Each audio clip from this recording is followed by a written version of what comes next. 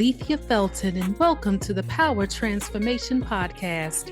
If you're struggling in your life with self-sabotaging and negative thoughts that leave you feeling stuck and limit you from moving forward, I can help you. As a holistic health and empowerment coach, I help people identify, challenge, and conquer those thoughts in order to make simple and practical changes to improve overall wellness. Let's remove those limitations, for the time is now to create your power transformation.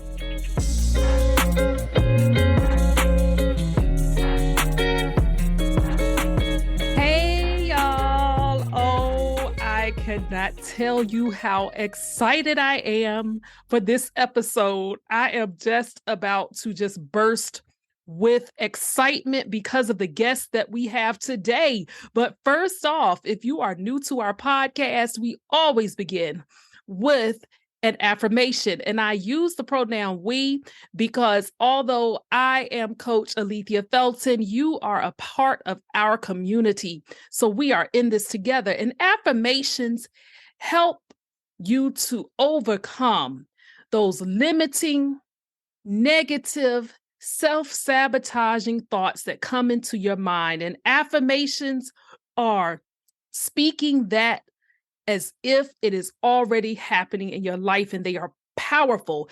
And today's affirmation, it is so great. And it is because it connects directly with what our guest is going to be talking about.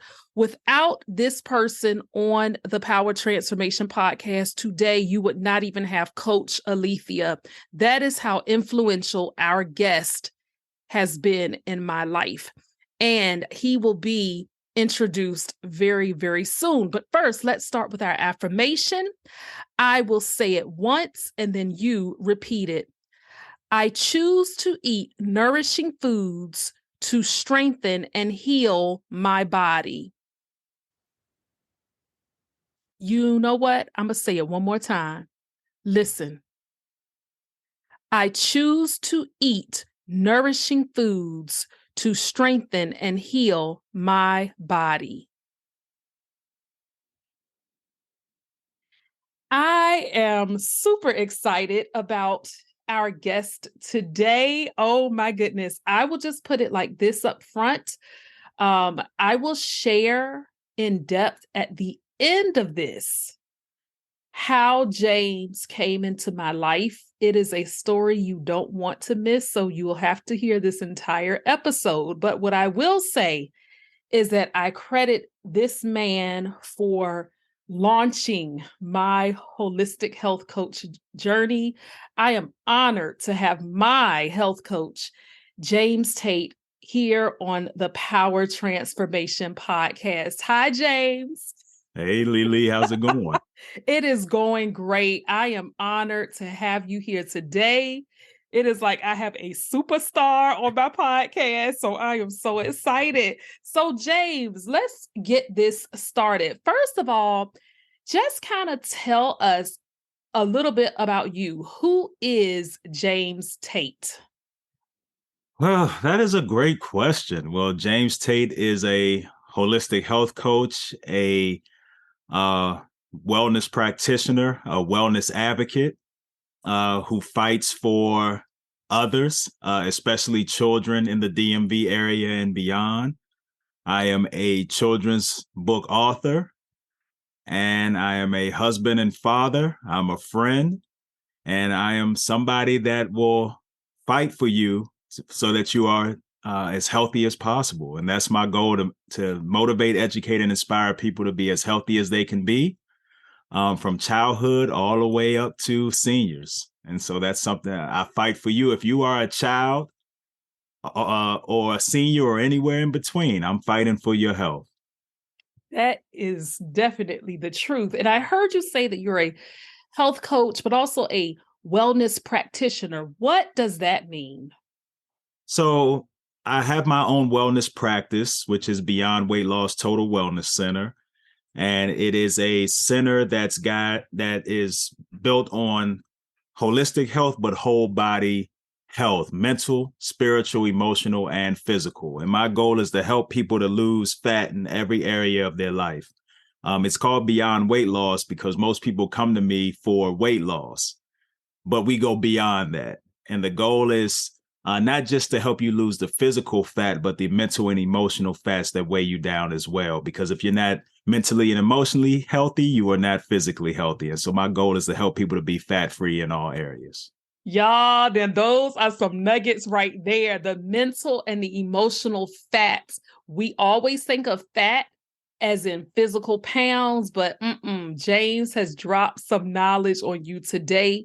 Emotional and mental fat. And does that, in your opinion, or just by your own scientific knowledge, does that mental and emotional fat affect physical fat, affect overall health in general? Yeah, definitely. I mean, you are what you think. And if you think negatively, negative things happen. You know, good health always starts in the mind. And the brain and the gut are connected. And so scientifically speaking, if you think some type of way, you can heal your gut, and your gut is your life force. And if you think negatively, it negatively impacts your gut. So when you're stressed, you're worried, you have fear, you have anxiety, one of the things that gets weakened first is the gut. And if your gut isn't healthy, everything else just deteriorates. So you want to make sure that you're mentally and emotionally healthy so that you can be physically healthy. That is the key. So once you lose the mental and emotional fats, the physical fat is much easier to lose. Wow. So, that was a lot there. So let's kind of take this back. With everything that you're practicing now, everything that you're doing, what led you here, James? What is your story? Yeah, so I have a health journey myself, and I born and raised in Washington, D.C., and I grew up as an overweight child, overweight teenager, and overweight adult. And in 2007, I was involved in an accident, and that accident left me immobile for a year. And before that accident, my weight was about 330 pounds. Wow. And so after being immobile, my weight went well over 400 pounds. And my doctor told me my injuries wouldn't heal if I didn't lose the weight. But being as though I was overweight my entire life, I really didn't think it was possible. And so my brother, and I always credit it to him because he's the one who invited me back to church with him. He said, "Why don't you come back to church with me? You've tried everything else. Why don't you come back to church with me?" And so I rededicated my life. New Year's watch night service going into the year 2010. And I am a member of the First Baptist Church of Glenarden. And our pastor is Pastor John K. Jenkins Sr. And that watch night service, he released the theme for that year, 2010, which was Beyond, Beyond. God can do exceedingly abundantly above all that you can ask or think. Yes. And so I said, okay, well, let me pray for beyond, beyond healing and beyond, beyond weight loss, right? And so that year we started with the Daniel fast. And let me tell you, I've never fasted in my life. At that time, I never went 2 days without a chicken wing, right? So I thought I was going to die. I didn't think it was possible. But I made it. So after those 21 days, I was still alive. And so I said, I actually feel kind of good. I may try to continue eating this way. And I went into the church bookstore. And if you've ever been in Glenarden, it's a large church. It's a mega church with a large bookstore. And so I went into the bookstore, and on one of the shelves, there was only one book on the shelf. And that book was titled, "What Would Jesus Eat?" So I purchased that book. I read that book in maybe 2 days. And I started studying every scripture about nutrition, about health, and about wellness. And I started to apply it to my life. And my story is pretty lengthy. Not only did I battle food addiction, but I battled opioid addiction as well, because I was on every painkiller you can imagine. And I was in a very dark place. And, during that time of being immobile, I battled depression. I had multiple suicide attempts. So a lot of people, when they ask me, how did I lose the weight? That's what I mean about the mental and the emotional fats. It's not just about the food. It was so much more than that. And so at the end of that year, in only one calendar year, the Lord blessed me to lose over 200 pounds naturally. Woo! Naturally. Yeah. Wow. So I actually had beyond weight loss that I prayed for. And but one of the things that God showed me was the power of fruits and vegetables. And even before that, the power of being obedient.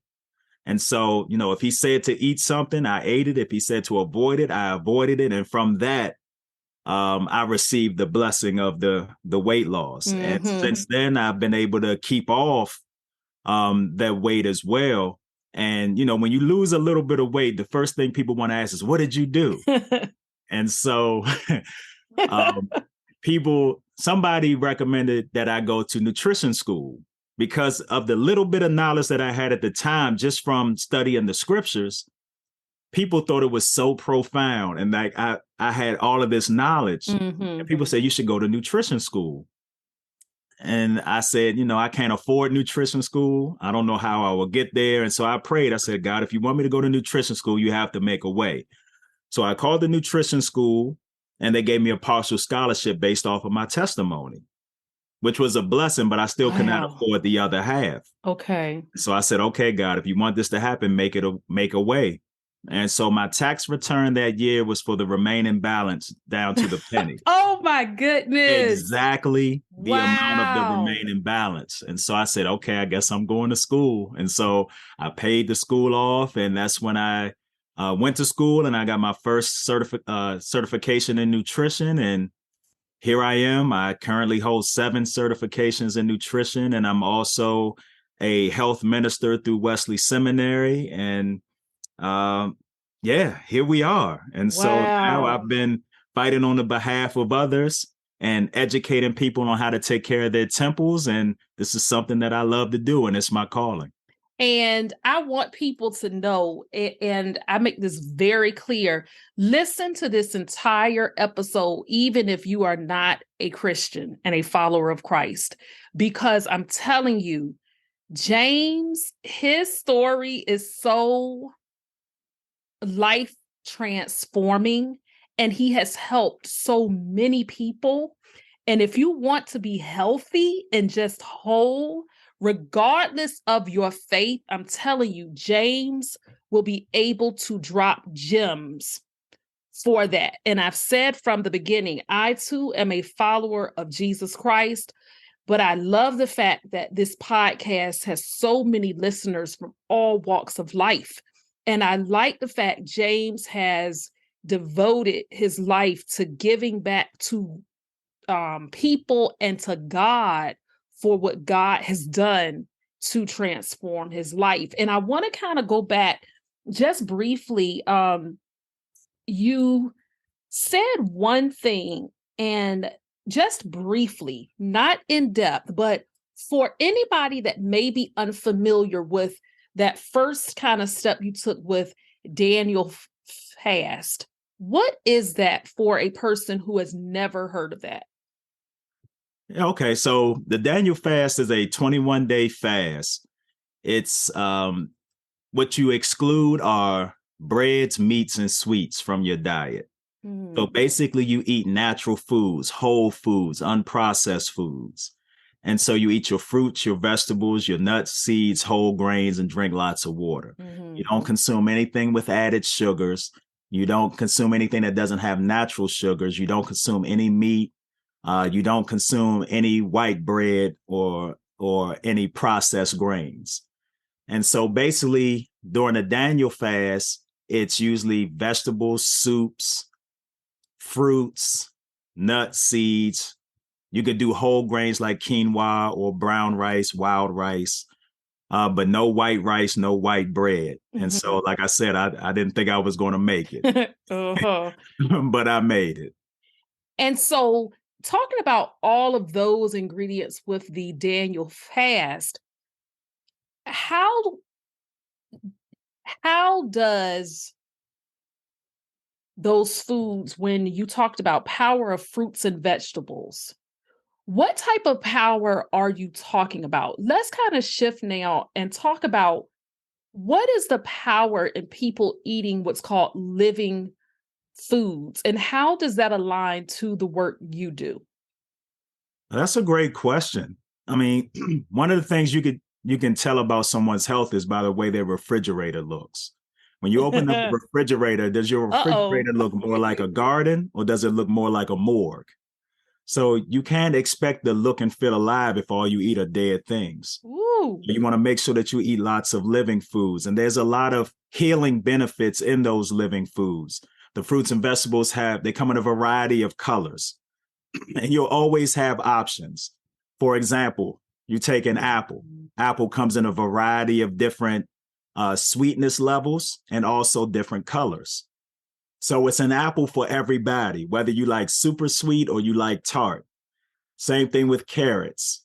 Most people see orange carrots, but carrots come in red and pink and purples. Mm-hmm. So many different colors, excuse me. And every color has a healing benefit to your body. Each and every color. So red foods are good for your heart. Green foods are for detoxification. Orange and yellow foods are good for your joints and inflammation. And the purple and blue foods are good for your skin health. So if you eat a variety of colorful fruits and vegetables throughout the day, that's like medicine. And that is the natural medicine because many years ago, doctors did not prescribe pills. They prescribed food. And they knew what foods to prescribe because there are foods that look like the organs they support. So the fruits and vegetables are the healing foods. And anything outside of that will damage your body over time. That's not to say you can never have it, but it's not something that you want to eat all day, every day.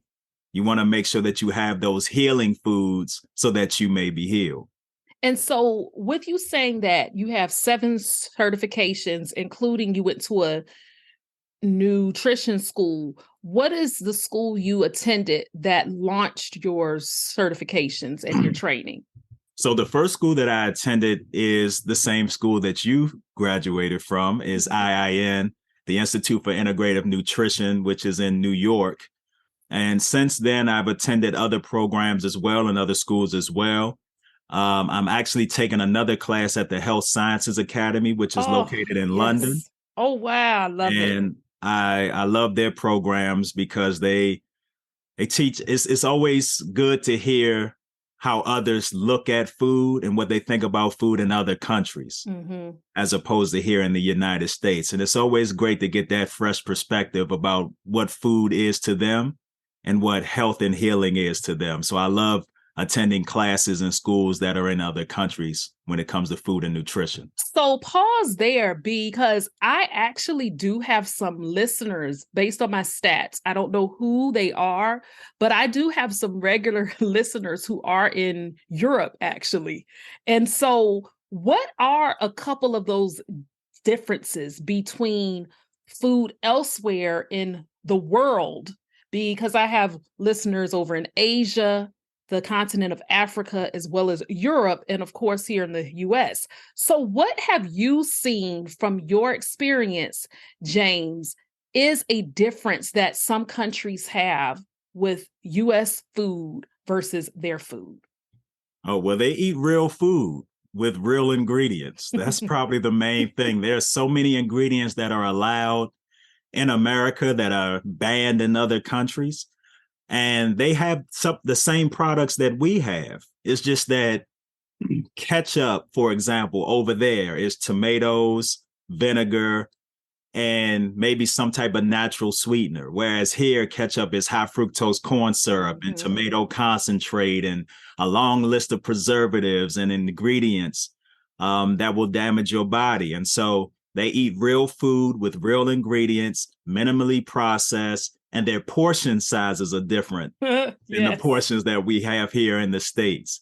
And so it's a huge difference. And a lot of them look at food as medicine, not food as comfort, if that makes sense. So it's food is medicine. Food is the fuel for their body.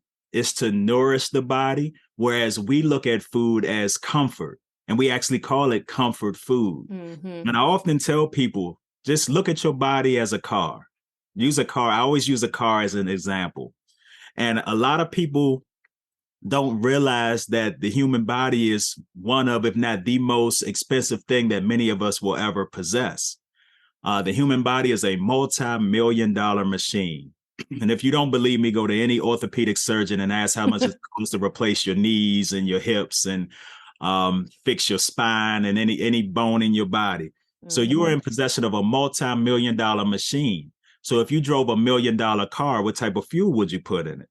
The best top of the line fuel. Yeah, the best of the best, right? So the 93 octane fuel, because if you put low grade fuel in a high performance vehicle, it's not going to perform the way it was designed to perform. And our bodies are the same way. It's just that we continue to put low grade fuel in our bodies and expect it not to break down.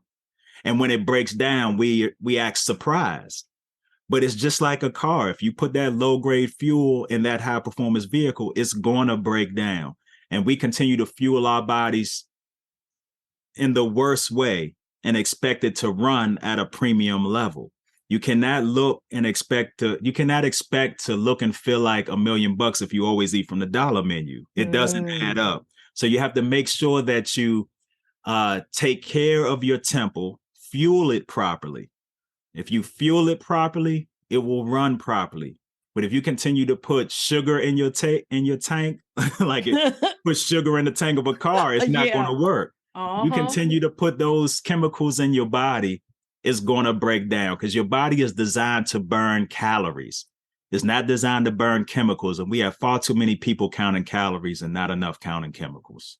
Let's talk about the health minister aspect just a bit more, because if the truth be told, and of course, I don't know everybody on the entire planet, and there's 7.5 billion people, but I can say a lot of people have not heard of that, a health minister, because let's kind of talk more from the spiritual aspect.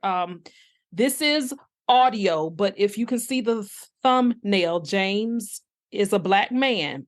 And in the traditional historical Black churches, but even for churches that are not traditional, what I'm trying to get at is we have something in the Black church culture where if you have second services or you have programs at a church, the menu that they give you consists of that good old soul food.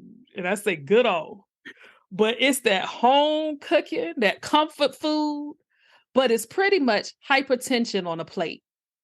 Okay. Right. So you don't have in many churches health ministers.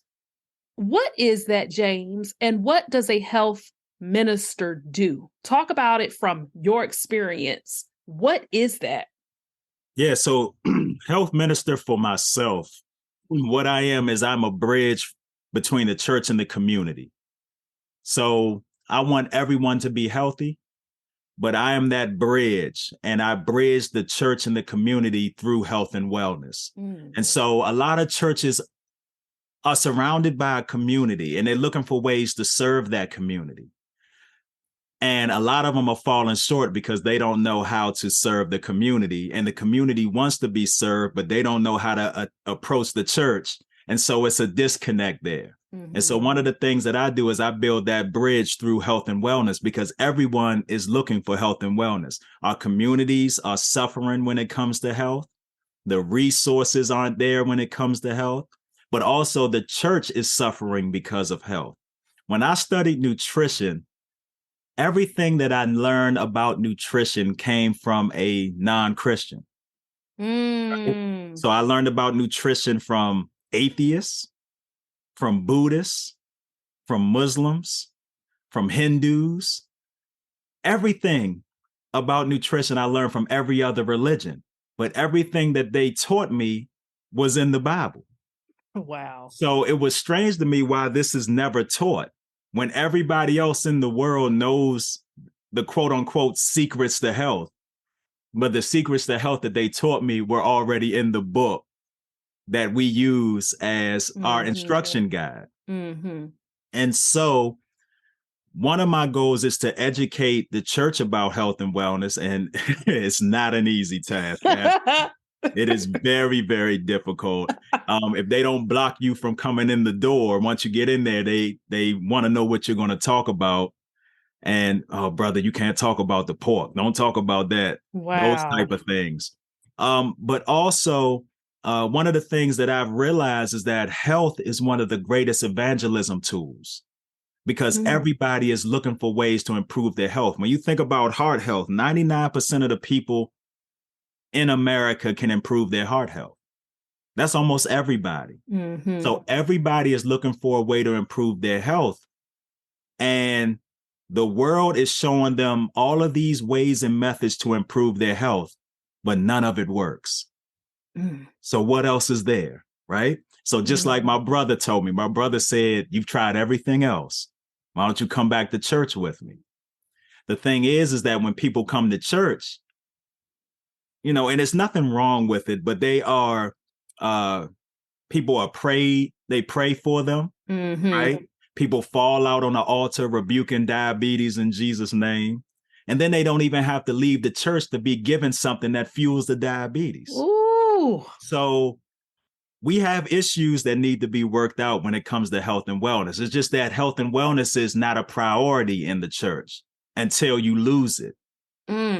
But the thing is that what I'm working on as a health minister is to change those priorities. So God is always number one, because you can't do anything without him. Number two needs to be your health, because you can't do anything without your health. We have ministries and churches across this country that deal with the whole person except health. You have marriage ministries, singles ministries, children's ministries, senior citizens ministries, men's ministries, women's ministries, how to manage your money ministries, all of these things, but nothing about health. Wow. And so health has to become a priority, because if you do not have your health, you can't protect your family, you can't love your spouse, your money is no good, because what you're going to spend it on if That's you're right. always sick, or you have to spend it on things that could be prevented when it comes to health and wellness. So that is my goal. I mean, I know I'm going around in circles, but it's totally okay. To be a It's health totally minister, it's that bridge between, it's an evangelist really, but that bridge between the church and the community, and bridging them together with health and wellness.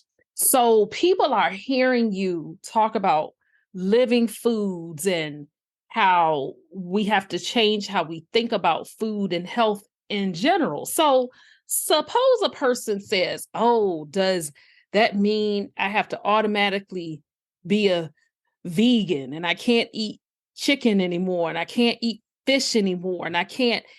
Is that what you're telling people? No, because there are a lot of unhealthy vegans in the world, right? So this is the thing. My goal is to teach people to be healthy, to eat real food, and foods in its whole form, where you can recognize, hey, that was a tomato, or that was a pepper, or this is a grain of rice. You can see it in its whole form. We eat too many processed foods and too many chemicals. And that is one of the things that I'm kind of disappointed to see in the vegan community. They eat a lot of processed food science projects. I call them science projects. You read the ingredient list and you can't pronounce half of the ingredients on that list. Now, an example of a vegan food is an apple or a banana or orange or broccoli or kale or spinach. Those are great. But you don't have to be defined as a vegan to eat those foods. I want you to eat real food. And so when people look down on people who eat only what I call Genesis 129 foods, the fruits, vegetables, and nuts and seeds, the thing is, they always want to ask, where do you get your protein? But you can't ask that question if your protein is coming from a fast food establishment, because that's low quality protein. And you're getting way more than protein. You're getting chemicals as well. So if you decide to eat that way or consume animal protein, you have to make sure that it's the highest quality that you can find. Not the highest quality there is, but the highest quality that you can find based on where you live, and also the highest quality that you can afford. And that's why I always stress to people, make sure you say your grace, because there are bad vegetables out here as well. So you want to make sure that you can get what you can get and make the wisest decision of what you're presented with. But also you want to make sure that your portions are right. You want to make sure that the beverages you consume are right. You cannot look down upon somebody's eating style and you're drinking alcohol every day. So you have to hold the mirror up to yourself and ask, am I being the best me that I can be? What's my lipid panel telling me? Do I have high blood pressure? Do I have high cholesterol? Do I have pre-hypertension? Do I have pre-diabetes, or am I diabetic? So if I have any of those comorbidities, what should I eat? Yes, I may love to eat ... but maybe I need to stop eating that until my numbers are normal, and then I can go back to have it every once in a while. And so you have to really hold the mirror up to yourself, be honest with yourself, know where you stand, get your physical, know your blood work, know what those numbers mean. If you don't know what they mean, you ask your doctor what they mean, and know what those numbers mean, because those numbers will let you know how much wiggle room you have. And so we have so many people, and the Bible says it. The people who eat meat look at the people who only eat vegetables as being weak, and the people who eat vegetables look down on the people who only eat meat. I mean, that's nothing's new under the sun. But the thing is we have to stop holding a magnifying glass up to everybody else and actually look at yourself. What do your numbers tell you? Because if you only eat vegetables and your numbers aren't right, and the person that you're condemning has a perfect lipid profile and they eat meat, you can't tell them they're not healthy. So my goal is to get people healthy, reverse disease, get off of medication, get all of your numbers in the normal range. So, stop looking down and looking at everybody else's plate and everybody else's cart in the grocery store, and actually look at yours and make your decision based off of what your numbers are telling you right now. And that falls in alignment with you are equipping people to not only hold themselves accountable, but to advocate for themselves. Because I can't tell you, James, the amount of times when I go in for my annual colonoscopy, because I live with Crohn's, and in the back, they always ask you before they take you in there, do you know what you are getting today? And I'll say, yes, I'm getting a colonoscopy. Why are you getting it? Oh, well, I've had autoimmune illness ever since birth, and I have Crohn's, but I'm doing great now, blah, blah, blah. And I tell them, but behind a different curtain, I literally every year hear somebody say, yeah, I'm getting this done. Okay, why? Because my doctor said I had to.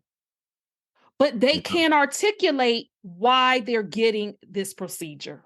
And the same goes with blood work, James. If you don't know what something is on your complete blood panel, you need to ask or Google. You got Google nowadays. And if you don't understand something there, ask. Most doctors have patient portals. Even if you don't have health insurance in this country, you can go to a clinic and ask. It's no excuse anymore. No excuse at all. And so one of the things that I've that's one of the goals of mine is for every church to have that health ministry. So if somebody has questions, you can go to your local church and there's somebody there, some type of health minister or wellness professional that can answer those questions for you. Because a lot of people are just left in the dark, and doctors don't have time to answer your questions. You're just a number. You get in, they push you out, next person. So I've been working on training other health ministers. I'm a teacher's assistant at Wesley in the health minister program there. And so I train health ministers to be able to be that person in their community, to answer people's questions and to guide people down wellness roads so that they can be as healthy as possible. Wow. And what I want to shift to now is, in hearing about people taking control of their lives and health, it is so key that for all of the parents out there or people raising children, to educate children about health. So as we still have some time left, I want to shift this near ending part to, let's talk about how children are being affected by the work you do. And you know where I'm getting at with this. I want you to talk about how we can empower, because again, this is the Power Transformation Podcast, how we can empower children and how children can in turn empower us to have excellent health. Talk about that. Yeah, so this is my wheelhouse. This is something I'm so passionate about, is the health and wellness of children. I love the health and wellness of adults, but many adults are stuck in their ways. But I love helping the children. And, this generation of children, health experts have said that this generation of children will be the first generation of children that would not outlive their parents due to childhood obesity, high blood pressure, and type 2 diabetes. And so we have so many children that are dealing with adult diseases, quote unquote. And so it's unfortunate. And what a lot of people don't realize is that, for example, heart disease is the number one killer here in America. But heart disease begins at the age of 2. Oh. And so depending on what you feed your child from 2 and older, that affects their heart. So we're used to giving kids snacks all the time, lots of sugar, fried foods, fast foods, any food that has a mascot or a commercial. And so we're actually setting up our kids for failure, because when they become preteens and teenagers, they already have a lot of the diseases that adults have. And so I educate children. I write books for children. I speak to children. I go into the schools and educate children on healthy eating, what healthy eating looks like. What does healthy eating look like for them? How to navigate a grocery store. All of those, just the simple things. And kids will hold adults accountable when it comes to that. They go home and teach their parents and grandparents and their guardians about what they learn. And I get emails all the time from parents saying, my child was talking about this and that. How did they know that? Children are sponges. You'll be surprised. Just same way they can learn a song on the radio is the same way they can learn on how to take care of their body. You just need someone to teach them. And I'm the person that's going to teach them. And so that's something that I love to do. And it's something that needs to be done, because our children are suffering, and it's not by accident. I truly believe it's by design, because you could just look at how they're advertised, what's advertised to them. The foods that are in our communities, that are pushed into our communities and that are readily available, and for the price point that many people can afford. It's not the healthy food. So a lot of people don't have the healthy options. And it's unfortunate, but there's always a way. And that's why I mentioned earlier, you make the wisest choice of what's presented to you. It may not be the healthiest, but it's healthier than what you're used to. And that's one of the things that I've been teaching people here in the DMV and actually around the country and around the world. What is the name of your children book series? So the first book that I released is a book titled The Cool Kids and the Land of the Giants. Cool is spelled with the letter K.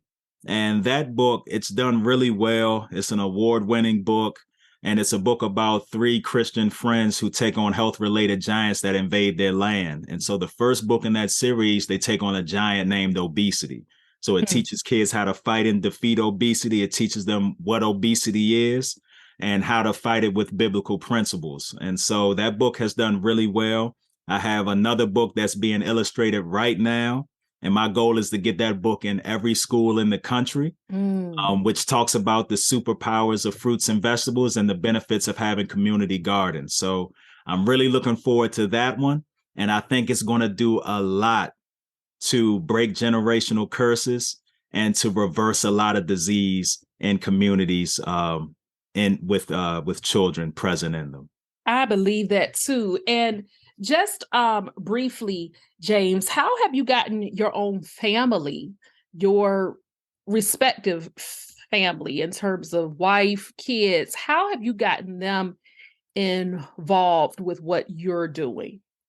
Yeah, so my kids are actually the stars of the books that I write. So I include them. I actually include them in the writing process as well. So I allow them to come up with different ideas. And my two sons, who are 9 and almost 7, they have they're authors of their own children's book as well, which is titled The Amazing Adventures of Beto and King, and that has won awards as well. And so they're doing really well with that series. And I involve them in everything in my life, whether it's with my books, my teaching practices. I ask them what is it that they want to learn about when it comes to health and wellness and nutrition. What are the things they care less about? What are the things they don't want to hear? And they let me know. They're very honest with me, and so they help me to reach that age demographic, because I'm older now. I don't know what kids are thinking, and they have different types of snacks than we had growing up. Things have been rebranded, but they really help me with that. And so, and another thing that I do is I just lead by example. I don't teach them about health and wellness and the foods that they should eat and the foods that they should avoid, and I'm not doing it as well. And so that's an issue that we have, is that a lot of people are telling kids what they should eat, but they never see you eat it. And so you can't tell a kid how great vegetables are for them, and they never see you touch a vegetable. That's right. So we have to learn by example.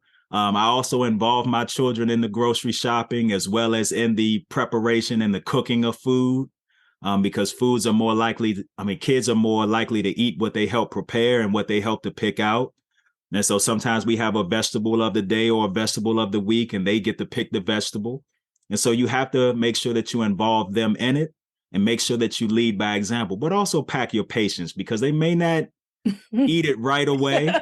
Yeah. They may turn it down for weeks at a time, but you have to pack your patience and continue to just lead by example. And that's some of the things that I've been doing, and it's been successful in my household. Indeed, it has. And I will include James's website in the show notes, in the description, so that you can purchase books from him, so that you can find out more about his work.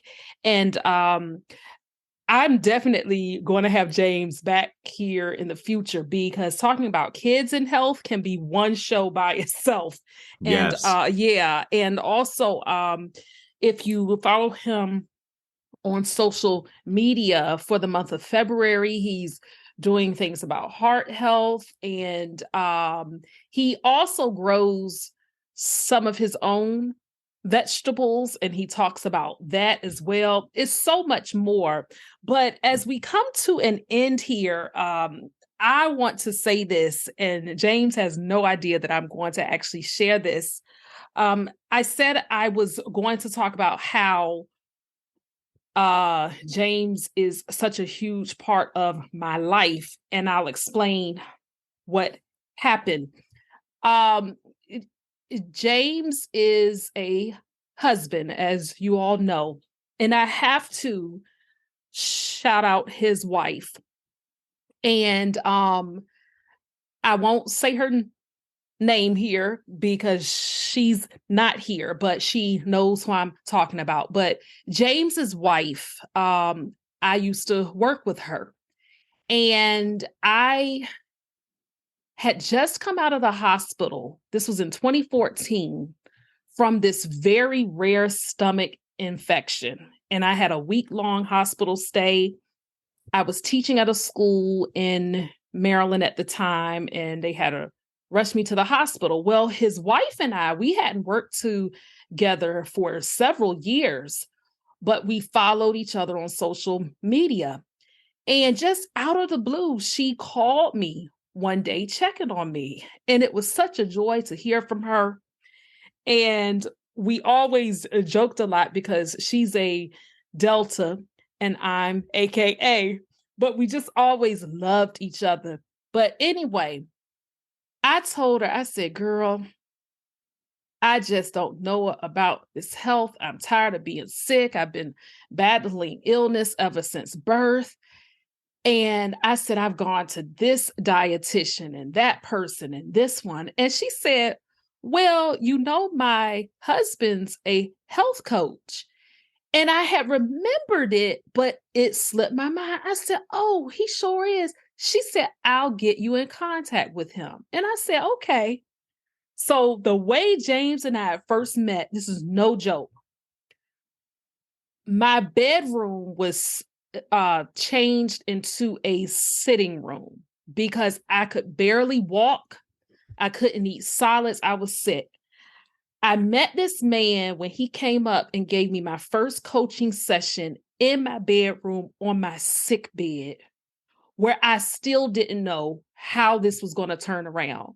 He had his papers, he had his binder, he had everything, and he gave me my first coaching session when I was literally discharged from the hospital sick. And he's sitting there talking to me about living foods and fruits and vegetables. And in the back of my head, I was intrigued and compelled, but I said, this man crazy. I'm sitting here in this bed. Why in the world is he talking to me about all this? But it lured me in more and more. And then I found out he went to First Baptist Church of Glenarden. My pastor is Pastor Keith Battle at Zion Church. His pastor is my pastor's pastor. So it was so many connections everywhere. And I said, oh my goodness, is this what I have been hoping and praying for? And I can't remember if it was every week or every 2 weeks, but it was pretty often when I had sessions with James, several first in my house, in my bedroom.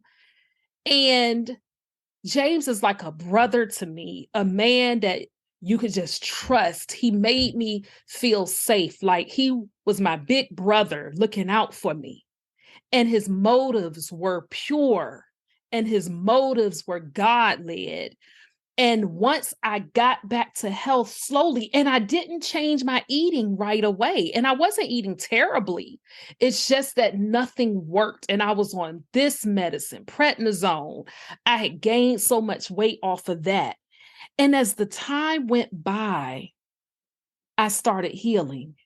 I started learning for myself. The following year in 2015, he got me with my personal trainer. I've had a few, but he got me with my personal trainer, Gabe, who was just starting out. And I started training with Gabe. Then I said a couple of years later, James, I want to do what you do. I want to be a health coach. And he told me about IIN, and that's where I went. And the rest is history. And while James and I don't have regular health coaching sessions anymore, and he's very, very busy, I am too. One thing I can say is if I have a question about anything, if I have to ask him something, James will drop everything and will help me. And that is why he is still my loyal, faithful friend, mentor, and health coach for life. And I am so honored, James, to have you here. And I thank you, brother. And I knew that I had to explain it clearly, but people need to understand that God puts people in your life to help you. And that if it were not for James's wife opening that door and that opportunity and trusting me, because that could be a whole other episode too.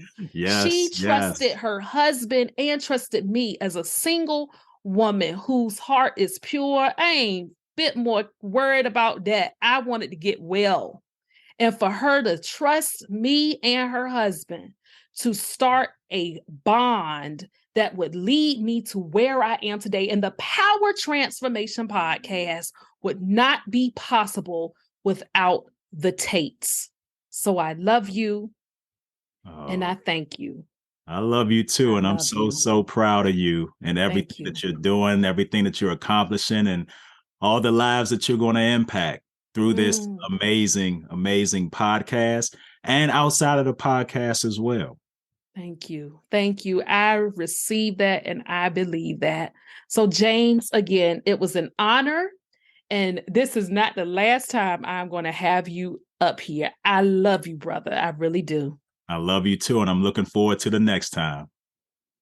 Now, I have to tell you, if James did not encourage you today, then I don't know what will, because this episode has certainly been nothing but the truth. Follow James. Please, please, please follow him and support him. And again, I owe this health coaching journey to James and his wife, because without him, I would not be in this spot that I'm in today as a holistic health coach or even this podcast host. I am so grateful. And let's go ahead and close out with our closing affirmation. I will say it once and then you repeat it. And I want you to say it like you mean it and with conviction. I choose to eat nourishing foods to strengthen and heal my body. If you enjoyed today's show, then you don't want to miss an episode. So follow the Power Transformation Podcast on Apple Podcasts, Spotify, or wherever you usually listen, and remember to rate and review. I also invite you to connect with me on social media at Alethea Felton. That's at ALETHEAFELTON. Until next time, remember to be good to yourself and to others.